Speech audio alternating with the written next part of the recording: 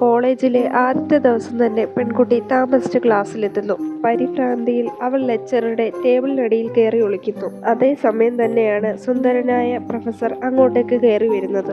താഴെ ആരോ ഒളിച്ചിരിക്കുന്നതായി കണ്ട് അയാൾ അത്ഭുതപ്പെട്ടു. പെട്ടെന്ന് തന്നെ അയാൾ താഴേക്ക് കുനിഞ്ഞു നോക്കുന്നു. അപ്പോഴാണ് പെൺകുട്ടിക്ക് മനസ്സിലായത് കുറച്ചു ദിവസങ്ങൾക്ക് മുമ്പ് രഹസ്യമായി കല്യാണം കഴിച്ച തന്റെ ഭർത്താവാണ് പ്രൊഫസർ എന്ന്.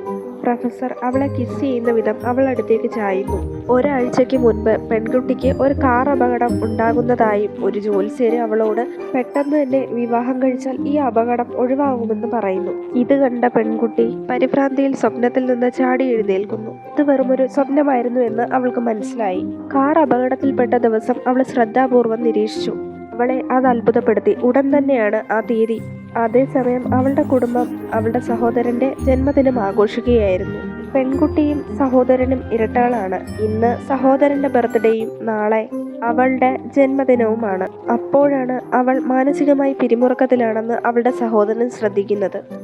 അവളുടെ അമ്മ ആൽബത്തിൽ നിന്നുള്ള പഴയകാല ഫോട്ടോസ് അവൾക്ക് കാണിച്ചു കൊടുക്കുന്നു.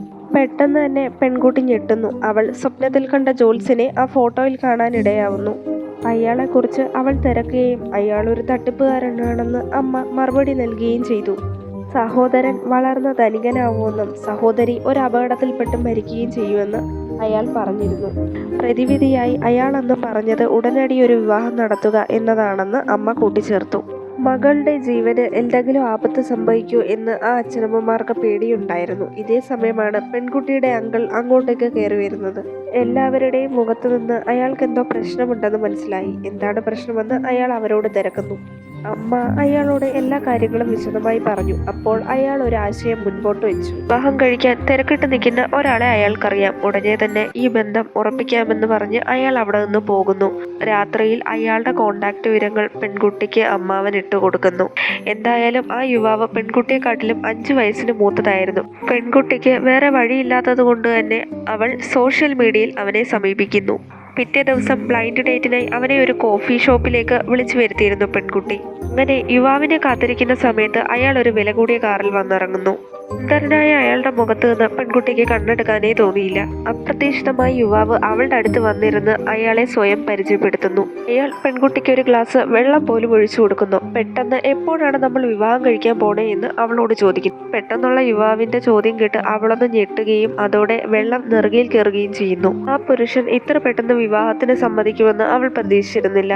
വളരെ കാലമായി അയാൾക്ക് പെൺകുട്ടിയെ ഇഷ്ടമായിരുന്നു. അതുകൊണ്ടാണ് അയാൾ പെട്ടെന്ന് തന്നെ വിവാഹ അഭ്യർത്ഥന നടത്തിയതെന്ന് മനസ്സിലാവുന്നു. പക്ഷേ പെൺകുട്ടി ജാഗ്രത പാലിച്ചു. അയാൾ ഒരു മോശം വ്യക്തി ആയിരിക്കുമോ എന്ന് പെൺകുട്ടി ഭയപ്പെട്ടു. കോളേജിൽ പഠിക്കുന്ന കാരണം ഉപയോഗിച്ച് വിവാഹശേഷം അവനോടൊപ്പം താമസിക്കാൻ പറ്റില്ല എന്ന് പെൺകുട്ടി പറയുന്നു. അത്ഭുതമെന്ന് പറയട്ടെ, യുവാവ് അതിന് സമ്മതം അറിയിക്കുന്നു. ഈ സമയം ബ്ലൈൻഡ് ഡേറ്റ് പരാജയപ്പെടുമോ എന്ന് വിചാരിച്ച് വ്യാകുലപ്പെടുകയായിരുന്നു അവളുടെ അച്ഛനും അമ്മയും ഒക്കെ. ഇതേ സമയം യുവാവിനെയും കൂട്ടി പെൺകുട്ടി വീട്ടിലേക്ക് വരുന്നു. മകളെ വിവാഹം കഴിക്കാൻ സമ്മതിച്ചതിന് ഉടൻ തന്നെ യുവാവിനോട് അവളുടെ അമ്മ നന്ദി പറയുന്നു. അവളുടെ അച്ഛൻ അയാളുടെ ജോലിയെപ്പറ്റി തിരക്കി. അയാൾ ഒരു കോളേജ് പ്രൊഫസറാണെന്ന് പറയുന്നു. മാതാപിതാക്കൾ സന്തുഷ്ടരായിരുന്നു. ഈ വിവാഹം ദുരന്തം തടയുമെന്ന് അവർ പ്രതീക്ഷിച്ചു. ഈ സമയം പെൺകുട്ടിക്ക് ഒരു സന്ദേശം ലഭിച്ചു. ഗ്രേഡ് നൽകിയ അധ്യാപിക വളരെ സ്ട്രിക്റ്റ് ആയിരുന്നത് കൊണ്ട് തന്നെ അവൾ പരീക്ഷയിൽ തോറ്റു. അമ്മ അവളോട് വിഷമിക്കുകയൊന്നും വേണ്ടാന്ന് പറയുന്നു. പക്ഷേ ഗ്രേഡ് നൽകിയ ടീച്ചർ അവളുടെ തൊട്ടടുത്ത് ഇരിപ്പുണ്ടെന്ന് അവൾക്ക് അറിയില്ലായിരുന്നു. വിവാഹ സർട്ടിഫിക്കറ്റ് ലഭിച്ച രാത്രിയിൽ യുവാവ് അവൾക്കൊരു സമ്മാനം നൽകി. പക്ഷേ അവൾ അത് നിരസിച്ചു. പക്ഷേ അവൾ ഇപ്പോൾ തന്റെ ഭാര്യയാണെന്ന് അവളെ പറഞ്ഞയാൾ ബോധ്യപ്പെടുത്തുന്നു. എന്തായാലും പറഞ്ഞു മനസ്സിലാക്കി ആ നെക്ലേസ് അവളുടെ കയ്യിൽ തന്നെ കൊടുക്കുന്നു. രാത്രിയിൽ അവൾ കോളേജിലെ വർക്കുകൾ ചെയ്തുകൊണ്ടിരിക്കുകയായിരുന്നു. മാരേജ് സർട്ടിഫിക്കറ്റ് വാങ്ങാൻ പോയത് കൊണ്ട് തന്നെ അവൾക്ക് വൈകുന്നേരത്തെ ക്ലാസ് മിസ്സാവുന്നു. അവലോകന മെറ്റീരിയൽ വായിച്ചിട്ട് അവൾക്കൊന്നും മനസ്സിലാവുന്നില്ലായിരുന്നു. മറ്റു മാർഗമില്ലാതെ അവൾ സ്കൂൾ ഗ്രൂപ്പിൽ ഒരു ചോദ്യം പോസ്റ്റ് ചെയ്യുന്നു. ഉടനെ തന്നെ അവൾക്ക് മറുപടി കിട്ടി. ഉത്തരം എത്ര സമൃദ്ധമാണെന്ന് അവൾ അത്ഭുതപ്പെട്ടു.